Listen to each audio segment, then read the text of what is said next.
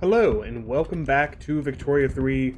We are here just 18 days before our game crashed, so we literally lost, like, no progress at all. Let me just check our building queue. Yeah, that's all the same. And thankfully, our front... This is before the front re-splintered, so next time I'll just know, assuming it happens again, who is here. And instead of clicking on Winfield Scott from here, this is what crashes the game, just in case you're playing at home, or maybe a Paradox dev sees this. This is the problem, is if you click on, if you mouse over this tooltip and then click on this, the game sometimes crashes. Not always. I've probably done this 20, 30 times over the 50 plus hours that I've played this game since it came out, and it's crashed twice. Once was on the day the game came out, and once was just mere moments ago. We're a little over 2 weeks, or maybe exactly 2 weeks? Yeah, I think exactly 2 weeks from launch. Anyway, let's get back to the action here. Both fronts are about to start a new battle. I just want to watch... We'll go to speed 4, but I just want to make sure that if they splinter, I'm here to immediately rectify the situation. So yeah, you can see we are mowing them down. Same thing here. 4 dead compared to 300 dead.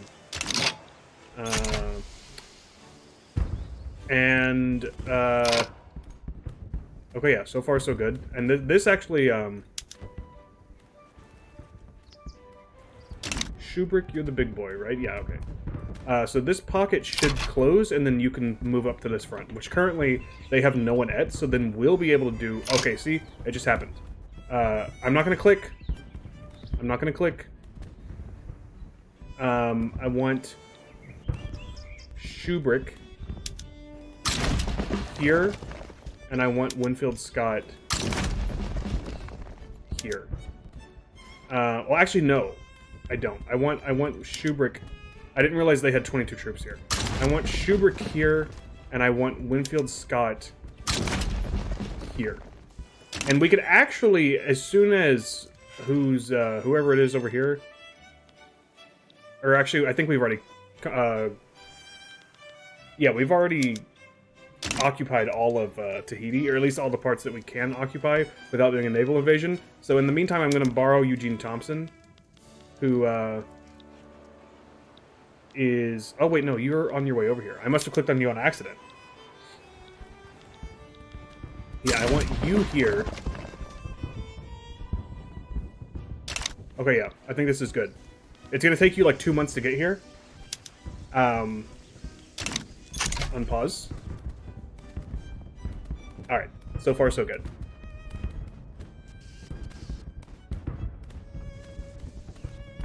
We do have this political movement to enact cultural exclusion. That's not going to happen. We'll just have to keep an eye on the support and radicalism. It's quite low. I don't expect it to really turn into anything. France and Great Britain have ended their rivalry. That is strange.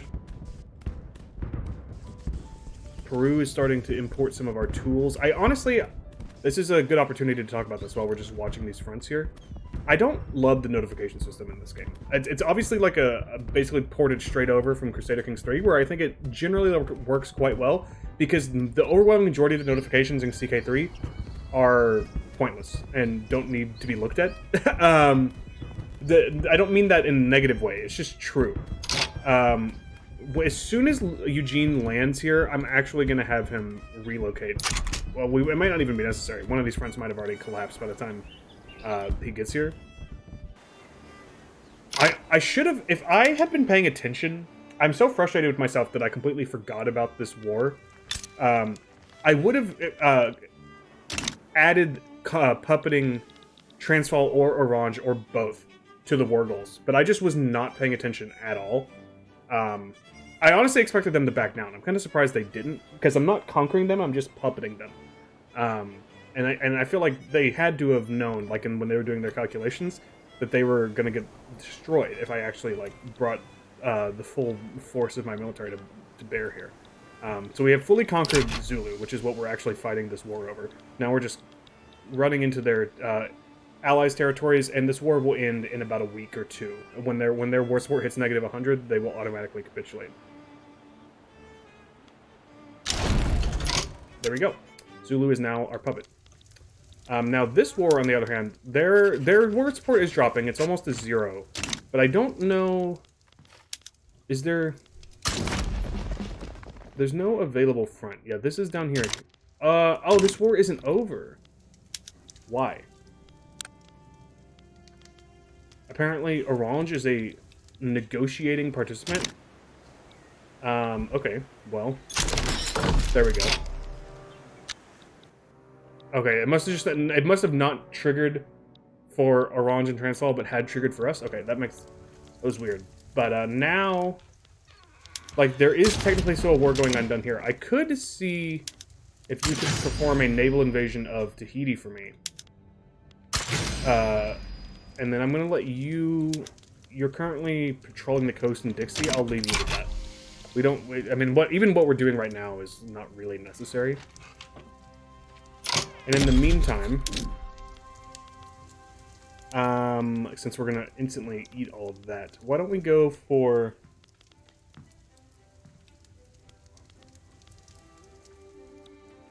I really want these, but the malaria...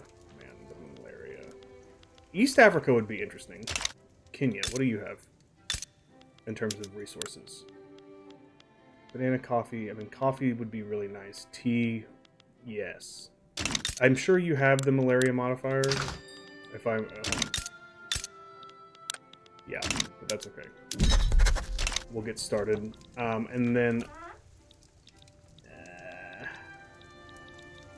I don't know.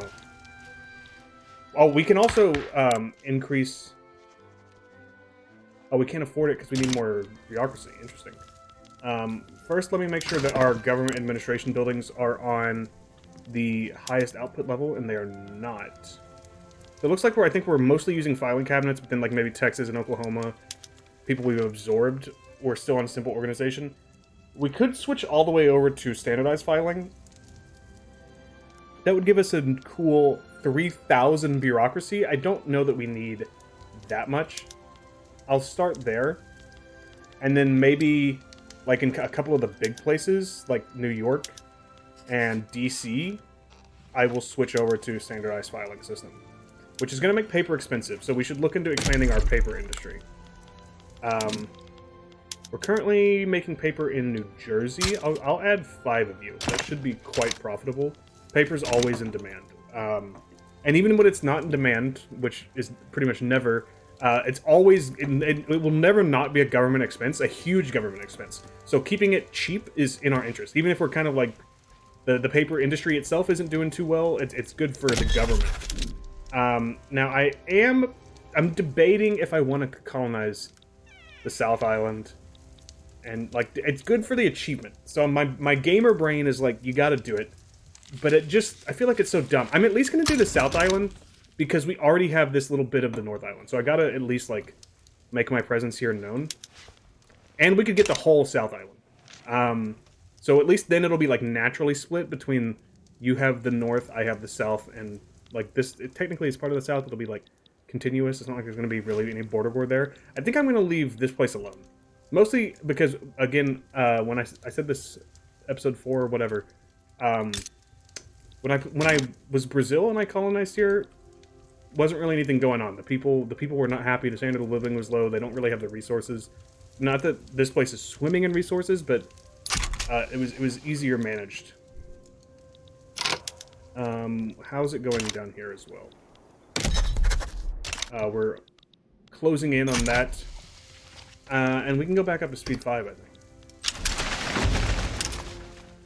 Speaking of the notification system, I never really finished what I was talking about. So I don't know why migration is the only notification that pops up like that. It's like, I think it's important, but is it the only thing so important that it has to like get a musical cue and like take up a big chunk of the center of your vision up here? I'm not so sure about that.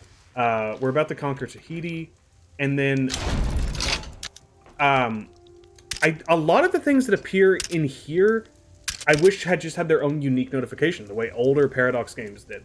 I understand, again, I'm going to keep comparing it to CK3 because that's what all of this is. Like, everything in the UI in this game is taken from CK3, and I think 90% of it is awesome. I mean, the nesting tooltips with the locking mechanic is probably the single greatest thing Paradox has ever done. I'm not exaggerating. I think it is like maybe the single best innovation in strategy games in over a decade. It is that fundamental and monumental of a game-changing feature. It's so good. And so it's understandable that, you know, they port that, like, foundational mechanic over to theoretically all of their future games. But this, like, I want to know about low market access. I want to know specifically about that I have unused declared interest. I really want to know about, you know, like an unhealthy economy, or that construction points are being unused. They get red, they turn red in here because they're bad, but if they're that important, and they are that important, in fact, I think they're even more important than the game thinks they are, they should just get their own notification. You get your own notification when your power rank is dropping, which is, like, it's important, but it's not as important as an unhealthy economy or unused construction. Why is that hidden in here? And why are things like market prices, which, sure, I could take that because it comes in every month and there's a lot of information. You don't need a full pop-up for that. But how when an ally abandons you, or another large power, even a great power, joins the other side against you in a diplomatic play, and you're, like, potentially going to have to go to war with France or Germany or something, and it's just, like, tucked away down here, you're never going to... No one ever looks down here in the bottom right, unless the game is paused, or like, they're just not doing anything, and they're like, oh, I wonder what's going on. You should have more options, and maybe there are some options that I just haven't found, but the notification system needs to be much more customizable and much more robust, in my opinion. Oman, that's another thing I want to talk about. Or wait, no, not Oman. Really just this area in general. Yeah, no, I think it was Oman. And so is this, like, historic? I don't know anything about Omani history, or a really, like, Southern Arabian history pre the 20th century. So, like, because in Brazil, this was also part of Oman. And Oman went into a permanent civil war. That's actually another issue that Paradox needs to work on, is there's lots of permanent civil wars that just never end because neither side has any troops when it's, like, between two really small countries. Or one really small country that starts a civil war.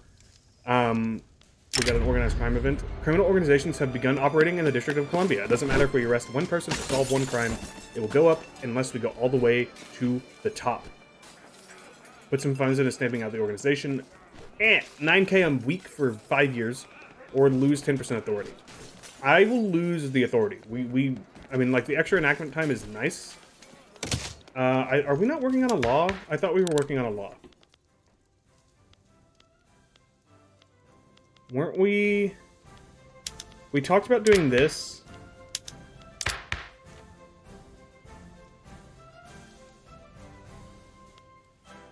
Oh, before I forget, I want to start the Manifest Destiny thing.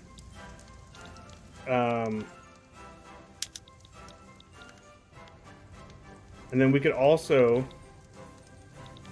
We're only 4 months away from being able to go to war with Mexico again. We can also start to map the Western frontier, although I feel like roleplay-wise, we should wait until we at least control California. Even though I think historically that's, like, more, like, up in this area. I believe that event is what leads to us acquiring Washington and Oregon from Great Britain. And we might swap this territory. I don't really know how that mechanic works.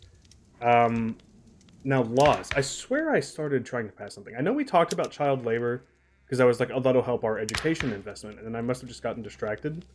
Or maybe that was part of the crash, but I don't think so.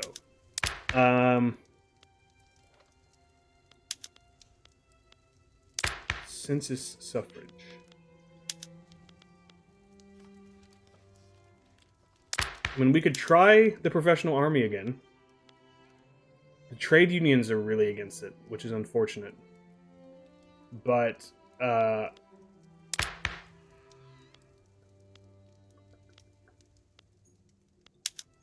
we could go for public health insurance.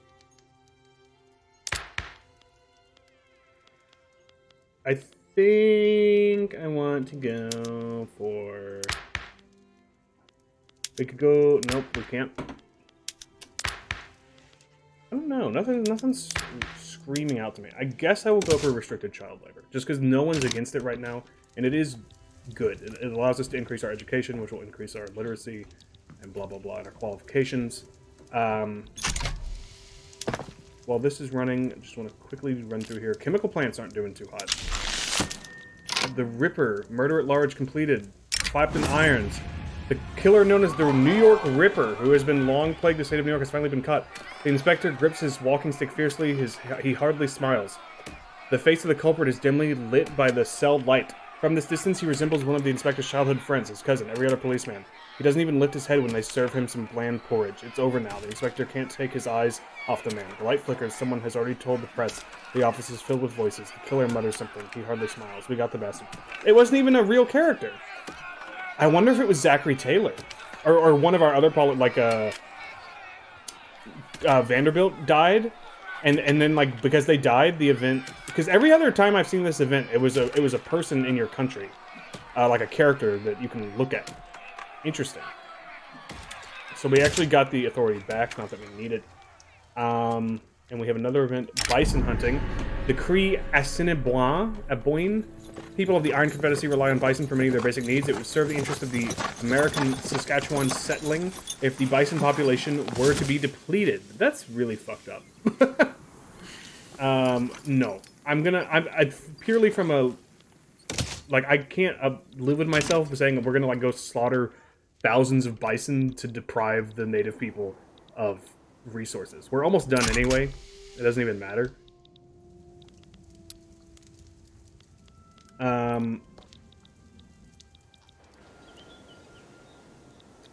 We're actually going fairly quickly through here.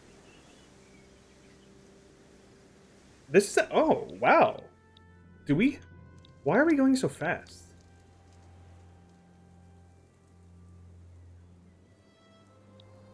$60 days with malaria?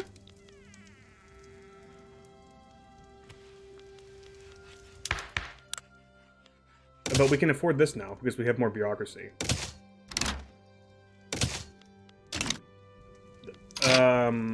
Oh, we have unused construction, and the game is not making that clear. I want to declare some more interest, por favor. I would like to restore interest in South America at some point, but I think Indonesia is the next logical choice. Ottomans and the British are now rivals. New Granada has sided with the Mosquito Kingdom. Ooh, we got something going on down here. You are subjugating the Mosquito Kingdom and puppeting New Granada and subjugating Nicaragua. Whoa, that is huge. I really, really wish I was big enough to prevent this. Like, okay, Nicaragua and the Mosquito Kingdom, whatever. No offense. But puppeting New Granada, like, I would really like to get South America into my market. Now, New Granada isn't really that important, other than, like, from a Monroe Doctrine point of view. You know, we don't want Europeans meddling in our affairs. But, like, Brazil and Peru, Bolivia, I really want in my market at some point. So, we're going to have to keep an eye on this situation. We would love to go to war with the UK, inevitably, over Canada. I'm not sure that's actually really going to be feasible. But if we can get a professional army and, like, get our GDP going crazy, which, I mean, it's very good. Obviously, it's not anything compared to the UK's right now. It's about half. What about over here? Are we colonizing at the same speed? We are. That's insane. I don't know if... Does one of our... President Daniel Webster... He does not have...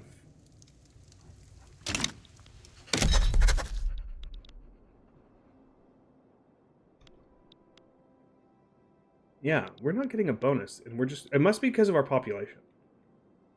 Yeah, because, like, look, Denmark is taking...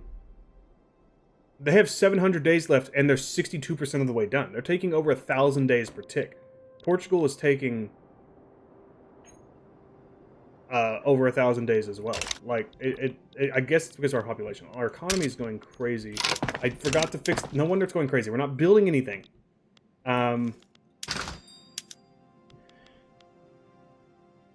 Coffee, luxury clothes. Well, first of all, let me get... Well, now I'm like, let's just start going crazy with the colonies here.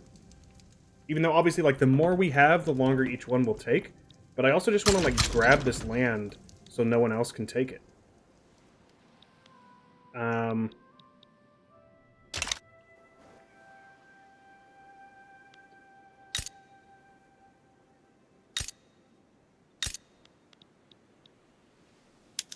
I'll start you. because you are going to be done. Oh.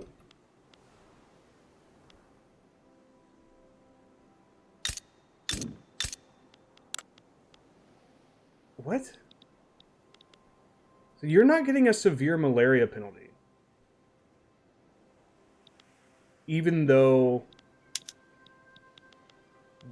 South Cameroon has malaria, but you're not getting minus 90%, but you are getting minus 95% because you have severe malaria versus regular malaria, but I mean, ultimately that shouldn't matter. And like, Kenya has malaria. What's going on here?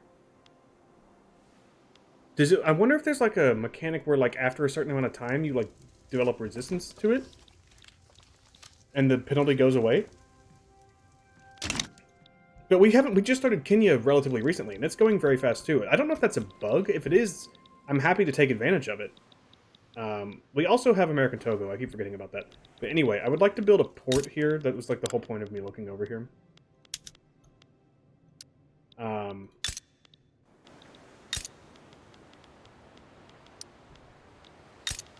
But yeah, if we could beat the French specifically... Although this area of the coast is still open. But I would love to just, like, steal off the coastline and try to free up as much of Central Africa for myself as possible. We are not a truce, or we don't have a truce with Mexico, is what I'm trying to say. I want to return state California. First of all, yeah, we do have quite a bit of infamy because of the Manifest Destiny event. So I'm going to make a save here. Round 2 with Mexico. We are 22 minutes in. So we can at least hopefully see this play through, and then maybe war will break out. Hopefully war breaks out. So let's... I don't want to go super crazy with the demands, but I also, like, I want my shit. So... I would like... Let's just, like, do all the returns. And then we can talk in the future about taking Mexico proper. You know, from, like, a modern perspective. We're not running... Like, why does this get its own event or notification when you're still positive? Like, the notifications are so strange. So yeah, what are we gonna build here? Tea, wine. So, wine we get from sugar plantations, right? No. Wheat farms, apparently. Just farms in general, okay. We could totally support a little more wine production. Maybe get some of that Georgia peach wine. Fruit is dirt cheap, so there's no reason to try to get some more fruit going. I'm really tempted to... Well, A, get all of this, please. I'm really tempted to just get, like, everyone on wine. But that will make wine, like, too cheap. It'll make grain more expensive. So, let's just say, like, one more. Like, South Carolina. There you go. And then there was you. You should be on slaughterhouses. You gotta unpause. But no, I can't sorry, I'm so sorry. My brain is fried. I can't unpause because I have to figure out what we're going to be building. Why are you not productive? Is there just not much demand for engines? Maybe we could expand our railway system. That's actually probably a very good idea.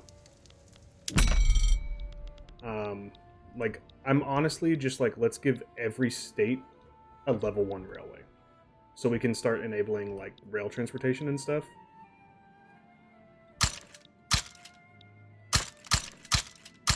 West Virginia and Kentucky are currently the only states with railways. Virginia has low market access. Okay, the ones with low market access, I will come look at specifically to address their situation. This is not efficient. I should not be doing this. I want to make it clear that I am aware of that, and I don't care. Let's stop here. Now, Kentucky and West Virginia already have some. Virginia, Maryland, and New Jersey are low on infrastructure, but I believe you guys all have port space available. No, Virginia does not. So let's give you that. You do. But I also want to give you a railway. And I want to give you a railway. And Virginia, I'll give you 2. Alright. That's gonna eat quite a bit of money because we're gonna subsidize our rails. But that's okay. Now, let's go ahead and mobilize our entire military.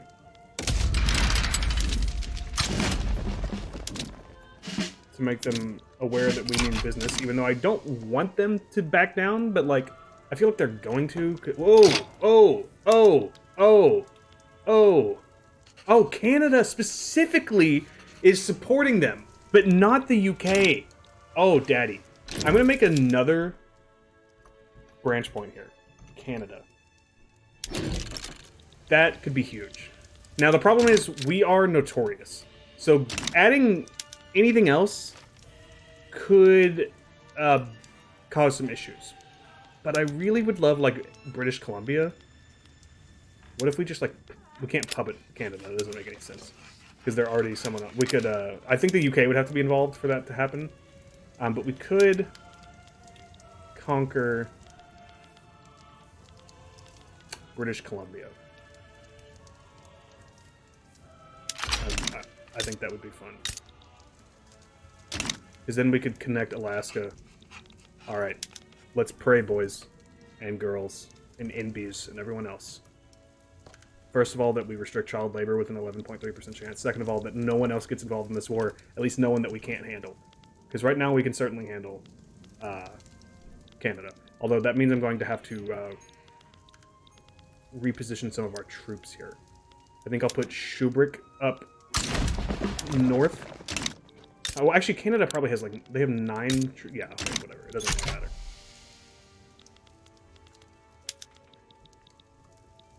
This is juicy. I'm tempted to try to get even more, but our infamy is so high, dude. 65. And you want to liberate Desiree? Dude, that's kind of based. Not really. but we've made it through with no one else joining. Holy shiitake. The intelligentsia demand Eugene Thomas gets a promotion. Have it. Daniel Webster, leader of the ruling petite bourgeoisie, and also, by the way, President of the United States, has had enough compromising with his coalition partners. He demands that either his collaborators follow his orders, or the petite bourgeoisie will never approve of their changes. That's what leaders are for, right? I lead, you follow. Sounds rather simple to me. If they want to lead, they could have been leaders themselves, but I guess no one else thought that they could. It's my way or the highway. Okay, I thought this was tied to our law. I thought he was trying to get the law passed. He actually is just being an ass. So we could make the petite bourgeoisie upset and make him slightly less popular, which I totally want to do because I don't want the Democrats in power. Or we could piss off everyone else. I'm clearly not going to do that.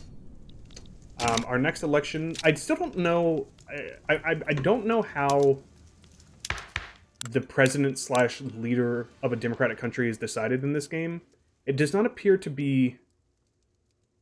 Maybe it is just like the leader of the largest clout member of the party that gets the most votes. But a few elections ago, we had Andrew Jackson as president when he was leader of the rural folk. And he was, like, not part of the Democratic Party. I don't know what was going on there. But whatever. I'm very, very, very excited about this war. And we are closing in on 30 minutes. So I think I'm going to leave you with a cliffhanger here. Gold was depleted in Oaxaca. Good. That means they can't fund their war machine. Why is... Oh, I guess the game is just putting it up there. Okay. Yeah, I think this is going to be really easy, and I think it's going to be very good. We're going to grab all of this territory, and we're going to grab British Columbia. I'm excited. I'm so excited. I hope you guys are as excited as I am. If you are enjoying this series, please leave a like and subscribe, comment, let me know, because I'm having a ton of fun, and I would love to be able to do more of this kind of content, but for that to happen, I need support, because eventually, you know, as much as I love making this, I can't just make it forever with no interaction. So, shout it out, and I'll see you guys again next time. Bye-bye.